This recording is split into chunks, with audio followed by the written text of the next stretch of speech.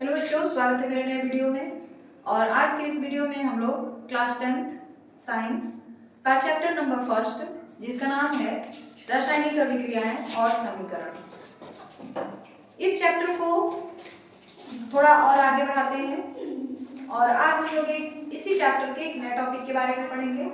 और आज का जो हमारा टॉपिक होगा वो होगा कि जो रासायनिक समीकरण होते हैं उससे हमें कौन कौन सी जानकारियां मिलती हैं। ठीक है, तो देखिए हम लोग रासायनिक समीकरण लिखना देखे थे कि किस तरह लिखते हैं। रासायनिक समीकरण को हम लोग संतुलित करना सीखे थे कि कोई भी रासायनिक समीकरण को किस तरह संतुलित किया जाता है। और आज हम लोग ये जानेंगे कि जो रासायनिक समीकरण होते हैं उनसे हमें कौन कौन सी जानकारियां मिलती हैं, उसका क्या महत्व है। ठीक है, तो देखिए पहला है अभिक्रिया में भाग लेने वाले और उनसे बनने वाले पदार्थों का ज्ञान होता है। कोई भी रासायनिक समीकरण जब हम लिखते हैं, जैसे हमने यहाँ पे एक रासायनिक समीकरण लिखा CaCO3 इज इक्वल टू, इसको गर्म किया गया है तो CaO प्लस CO2, यानी अगर कैल्शियम कार्बोनेट को हम लोग गर्म करेंगे, कैल्शियम कार्बोनेट को गर्म करेंगे तो क्या बनेगा, कैल्शियम ऑक्साइड और कार्बन डाइऑक्साइड गैस बनेगा। तो ये जो रासायनिक समीकरण लिखा है इसको देख के हम लोग ये पता लगा सकते हैं कि रासायनिक समीकरण में अभिकारक क्या है और उत्पाद क्या है। जैसे देखिए यहाँ पे लिखा है ना, कैल्शियम कार्बोनेट जो है ये अभिकारक हो गया और यह कैल्शियम ऑक्साइड और कार्बन डाइऑक्साइड जो है यह उत्पाद हो गया। तो किसी भी रासायनिक समीकरण को देख के हम आसानी से पता लगा सकते हैं कि रासायनिक समीकरण में अभिकारक कौन है और उत्पाद कौन है। जैसे मान लीजिए हमने यहाँ पे एक और समीकरण लिखा है N2 plus 3H2 is equal to 2NH3, ये अभिकारक हो गया और यह जो है उत्पाद हो गया। इस रासायनिक समीकरण को हम देखकर बता सकते हैं कि नाइट्रोजन और हाइड्रोजन को मिलाएंगे तो अमोनिया गैस बनेगा। तो पहली जानकारी तो ये मिलती है हमको कि कोई भी रासायनिक समीकरण अगर होता है तो उसमें किन किन चीजों को मिलाएंगे तो नया पदार्थ क्या बनेगा, इस बात की जानकारी मिलती है। जैसे हमें यहाँ पे लिखा है ना N2 plus 3H2 is equal to 2NH3, यानी नाइट्रोजन और हाइड्रोजन दोनों को मिलाएंगे तो अमोनिया गैस बनेगा, इस बात की जानकारी मिलती है। दूसरी किस बात की जानकारी मिलती है, अभिक्रिया में भाग लेने वाले और बनने वाले तत्वों या यौगिकों के अणुओं का ज्ञान होता है। पहली बात तो हमें ये पता चल जाती है कि किन किन चीजों को मिलाएंगे तो जो नया चीज होगा वो क्या बनेगा, ये पहली जानकारी मिल जाती है। दूसरी जानकारी ये मिलती है कि अभिकारक जो है और उत्पाद जो है, चाहे वो तत्व हो या फिर यौगिक, उनके अणुओं का ज्ञान होता है, परमाणुओं का ज्ञान होता है। जैसे यहाँ पे देखिए नाइट्रोजन के दो परमाणु, देखिए N2 आपने लिखा है ना, तो ये नाइट्रोजन का एक अणु है जो कि कितने परमाणुओं से मिलकर बना है, दो परमाणु से। अगर हम ऐसे लिख दें N3 N4 N5 तो ये सारे नाइट्रोजन के अणु हैं जो नाइट्रोजन के कितने परमाणुओं से मिलकर बन रहे हैं। यह जो हो रहा है नाइट्रोजन के 3 परमाणुओं से मिलकर बना है, यह नाइट्रोजन के 4 परमाणुओं से मिलकर बना है, यह जो है नाइट्रोजन के 5 परमाणुओं से मिलकर बना है, यह जो है नाइट्रोजन के 2 परमाणुओं से मिलकर बना है। तो इसको देखने पर हमें ये पता चल जाता है कि जो तत्व है और जो यौगिक है, अभिकारक में हो चाहे उत्पाद में हो, उनके अणुओं की संख्या कितनी है। आई बात समझ में? तो ये दूसरी जानकारी हमको मिलती है रासायनिक समीकरण से। क्या मिलती है, अभिक्रिया में भाग लेने वाले तत्वों और बनने वाले तत्वों या यौगिकों के अणुओं का ज्ञान हो जाता है। ठीक है, दूसरी बात, पदार्थों की समतुल्य मात्राओं का ज्ञान होता है। अब ये समतुल्य मात्राएं क्या हैं, देखिए जैसे हमने यहाँ पे एक रिएक्शन लिखा, एक समीकरण लिखा NaOH plus HCl is equal to NaCl plus H2। ये हमने एक रासायनिक समीकरण लिख दिया है। तो इसे देखकर हम लोग ये बता सकते हैं कि NaOH जो है, NaOH का भार कितना हो जाएगा? Na का होता है 23 प्लस ऑक्सीजन का हो जाएगा 16 और ये 40 और इसका 35.5, यानी इसका हो गया 40 ग्राम और इसका हो जाएगा 36.5 ग्राम।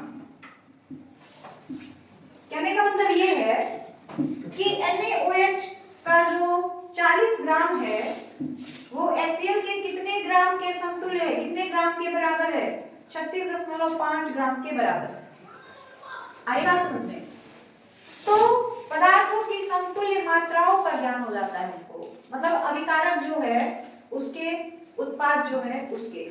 हमने NaOH का भार निकाला है जिसका भार आया है 40 ग्राम, HCl का भार निकाला है जो आया है 36.5 ग्राम। कहने का मतलब ये है कि 40 ग्राम सोडियम हाइड्रोक्साइड जो है 36.5 ग्राम हाइड्रोजन क्लोराइड के बराबर है। यानी 40 ग्राम सोडियम हाइड्रोक्साइड 36.5 यानी 36.5 हाइड्रोजन क्लोराइड को न्यूट्रलाइज कर देता है, उदासीन बना देता है। ठीक है, तो किसी भी रासायनिक समीकरण को देख करके हम लोग ये पता लगा सकते हैं कि जो रासायनिक समीकरण है उसमें पदार्थों की समतुल्य मात्राएं कितनी कितनी हैं। ठीक है, जैसे कि कहा ना कि 40 ग्राम सोडियम हाइड्रोक्साइड लेंगे तो वो 36.5 ग्राम हाइड्रोजन क्लोराइड को न्यूट्रलाइज कर देगा, उदासीन बना देगा। तो ये तीसरी बात की जानकारी मिल गई। चौथी क्या बात, मतलब किस बात की जानकारी मिलती है? यदि कोई अभिकारक या उत्पाद गैसीय अवस्था में है तो उसका आयतन भी ज्ञात हो जाता है। कोई भी अभिकारक या कोई भी उत्पाद अगर गैसीय अवस्था में है तो उसके आयतन का भी हमको ज्ञान हो जाता है, क्योंकि एसटीपी पर 1 मोल गैस का आयतन 22.4 लीटर के बराबर होता है। कोई भी गैस आप लीजिए, एसटीपी पर या एनटीपी पर, एसटीपी का मतलब standard temperature and pressure, NTP का मतलब हो गया national temperature, NTP normal temperature and pressure, NTP normal temperature and pressure, STP standard temperature and pressure. ठीक है, तो एनटीपी पर किसी भी गैस का अगर आप 1 मोल लेंगे तो उसका आयतन 22.4 लीटर ही होगा, चाहे कोई भी गैस हो। अगर आप उसका 1 मोल लेते हैं तो उसका आयतन 22.4 लीटर ही रहेगा। जैसे यहाँ पे देखिए, कैल्शियम कार्बोनेट को अगर हम गर्म करते हैं तो कैल्शियम ऑक्साइड और कार्बन डाइऑक्साइड गैस बनता है। मोलों की संख्या जो होती है ना, वो आगे यहाँ पे जो भी नंबर लिखते हैं, मान लीजिए आपने 2 लिखा, 3 लिखा, 4 लिखा, वो मोलों की संख्या बताती है।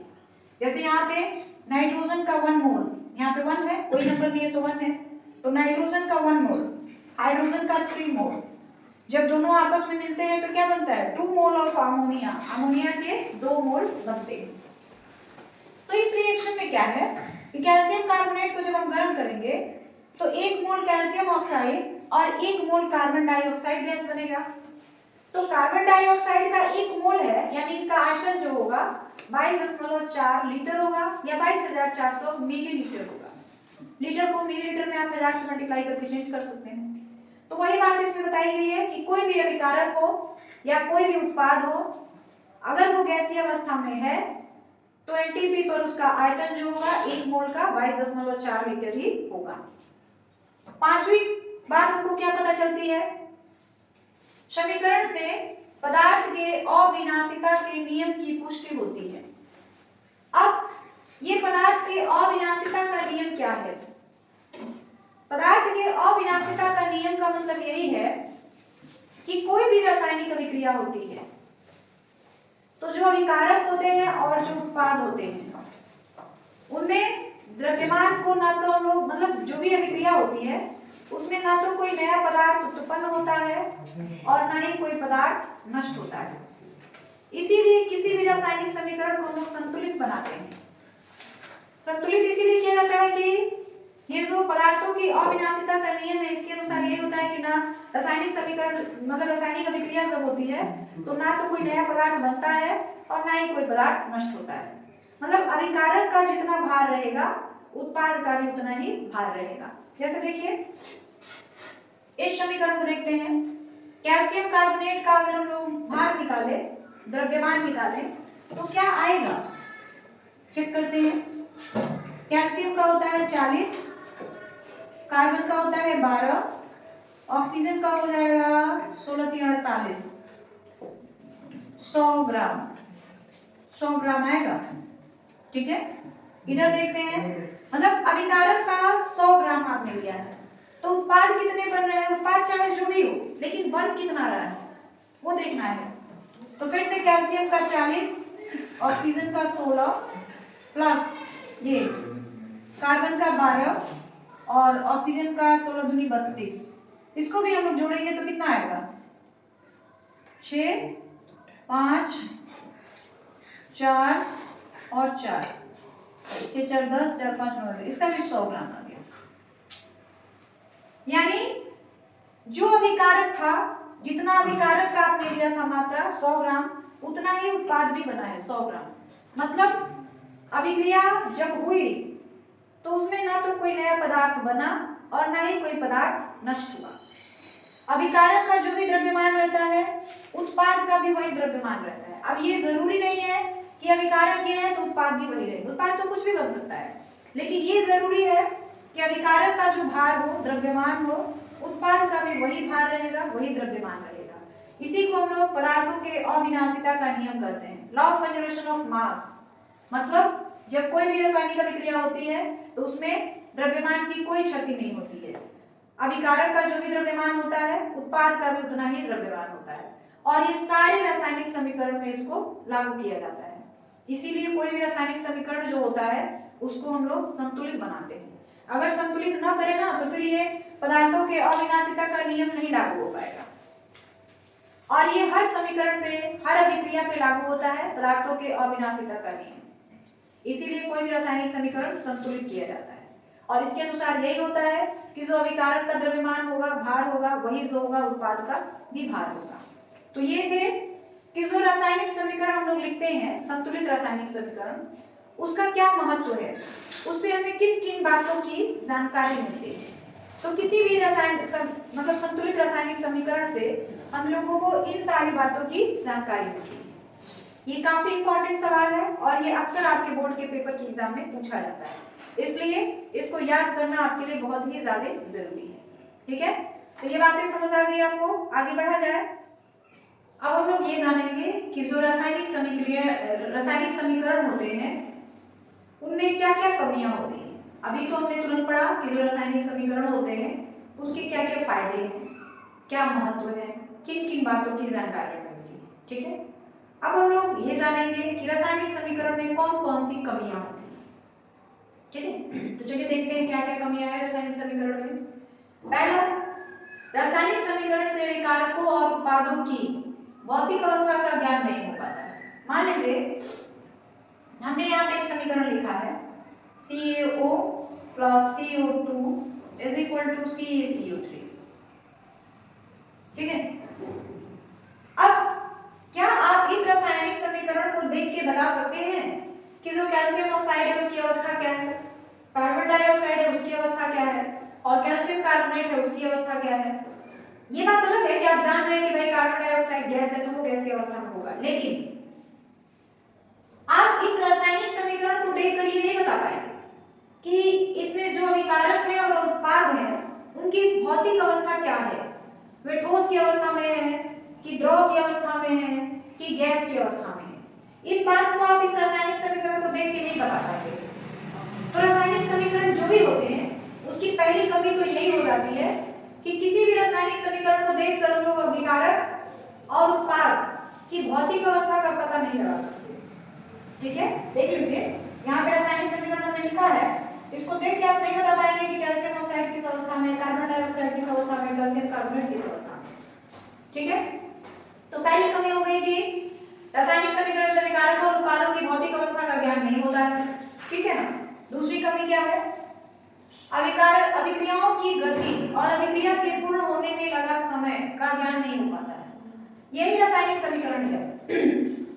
या इस टाइप का कोई भी रासायनिक समीकरण आप ले लीजिए, उस रासायनिक समीकरण को देखकर आप ये नहीं बता पाएंगे कि जो रासायनिक समीकरण हो रही है वो किस गति के साथ हो रही है, कितनी तेजी के साथ हो रही है, तेज गति से हो रही है कि धीमी गति से हो रही है, और अभिक्रिया को पूर्ण होने में, खत्म होने में कितना समय लगेगा, इसका भी ज्ञान नहीं हो पाता है। कोई भी रासायनिक समीकरण होते हैं, उसको देख के हम लोग नहीं बता पाएंगे कि जो रासायनिक समीकरण है वो किस स्पीड से हो रहा है, किस गति से हो रहा है, और रासायनिक समीकरण कितने समय में खत्म हो जाएगा, पूर्ण हो जाएगा। तो ये दूसरी कमी हो गई किसी भी रासायनिक समीकरण की। तीसरी कमी क्या है, अभिक्रिया में ऊष्मा उत्पन्न होती है या शोषित होती है, इसका ज्ञान नहीं होता है। ये रासायनिक समीकरण लिखा है, यहाँ हमारे पास ये रासायनिक समीकरण लिखा है। इस रासायनिक समीकरण को देख करके हम लोग ये नहीं बता पाएंगे कि यह ऊष्मा शोषी अभिक्रिया है कि ऊष्मा क्षेपी अभिक्रिया है। तो तीसरी कमी यह हो गई कि आप रासायनिक समीकरण को देखकर ये नहीं बता पाते हैं, या रासायनिक समीकरण से इस बात का ज्ञान नहीं हो पाता है कि अभिक्रिया में ऊष्मा उत्पन्न हो रही है कि ऊष्मा शोषित हो रही है। तो यह भी जो है रासायनिक समीकरण की एक कमी है, एक दोष है। कमी कहिए या दोष या सीमा, एक ही चीज है। चौथी कमी क्या है, अभिक्रिया उत्क्रमणीय है या अनुत्क्रमणीय है, इसका ज्ञान नहीं हो पाता है। ये दो रासायनिक समीकरण हमने लिख रखा है। आप इन दोनों रासायनिक समीकरण को देखकर ये नहीं बता पाएंगे कि यह जो रासायनिक समीकरण है यह उत्क्रमणीय है या अनुत्क्रमणीय है। अब आप ये सोच रहे होंगे कि अनुत्क्रमणीय क्या होता है, उत्क्रमणीय क्या होता है। तो अनुत्क्रमणीय अभिक्रिया वह अभिक्रिया होती है जो दोनों ही दिशाओं में होती है। उत्क्रमणीय अभिक्रिया वह अभिक्रिया होती है जो दोनों ही दिशाओं में होती है, अग्र दिशा और विपरीत दिशा। और अनुत्क्रमणीय अभिक्रिया वह अभिक्रिया होती है जो दोनों दिशाओं में नहीं हो पाती है। आगे बात समझ में, मतलब ये उत्क्रमणीय अभिक्रिया वह अभिक्रिया है जिसको दो चीजों को मिलाया हमने, एक प्रोडक्ट बना, एक उत्पाद बना, और उसको वापस फिर हम जब कोई प्रोसेस लगाएंगे तो फिर से हमको वो चीज मिल जाएगा जिसको मिलाने से वो चीज बना है। तो उत्क्रमणीय अभिक्रिया रिवर्सिबल रिएक्शन जो दोनों दिशाओं में होती है, अनुत्क्रमणीय अभिक्रिया इरिवर्सिबल रिएक्शन जो केवल एक दिशा में होती है। तो इस रासायनिक समीकरण को देख करके या किसी भी रासायनिक समीकरण को देख करके इस बात का ज्ञान नहीं हो पाता है कि यह जो रासायनिक समीकरण है या जो रासायनिक अभिक्रिया है वो उत्क्रमणीय है या अनुत्क्रमणीय है। पांचवी कमी क्या है, अभिक्रिया किन शर्तों के अनुसार हो रही है, इसका ज्ञान नहीं हो पाता है। अब यही रासायनिक समीकरण लिखा गया है, यह एक रासायनिक अभिक्रिया है। इसको देखकर आप ये नहीं बता पाएंगे कि इसके लिए तापमान क्या है, प्रेशर क्या है, किस तापमान पे यह अभिक्रिया हो रही है, किस दाब पर यह अभिक्रिया हो रही है, तो शर्तों का पता नहीं लगता है। तो इस वजह से किसी भी रासायनिक समीकरण की मुख्य रूप से यही सारी कमियां होती हैं, लेकिन इन कमियों को दूर भी किया गया। आगे हम लोग वही चीज जानेंगे कि किस तरह से इन सारी कमियों को किसी भी रासायनिक समीकरण से दूर किया जा सकता है। ठीक है ना। तो ये बात क्लियर हो गई, आपको समझ आ गया अच्छे से कि रासायनिक समीकरण की क्या क्या कमियां होती हैं। तो आज की वीडियो में बस हम लोग यही जानेंगे कि रासायनिक समीकरण की क्या क्या कमियां होती हैं। अब इन कमियों को किस तरह से दूर किया जा सकता है वो हम लोग कल के वीडियो में जानेंगे। और वीडियो के लास्ट में मैं यही कहना चाहती हूँ कि अगर आपको हमारे वीडियो अच्छे लगते हैं तो प्लीज हमारे चैनल को जरूर सब्सक्राइब कर लीजिएगा, और वीडियो को जितना ज्यादा हो सके शेयर करें, लाइक करें, कमेंट जरूर करें। जो भी कमियां हो, जो भी अच्छाइयां हो उसे जरूर बताएं कमेंट के द्वारा, और मैं अपनी कमियों को दूर कर सकती हूँ।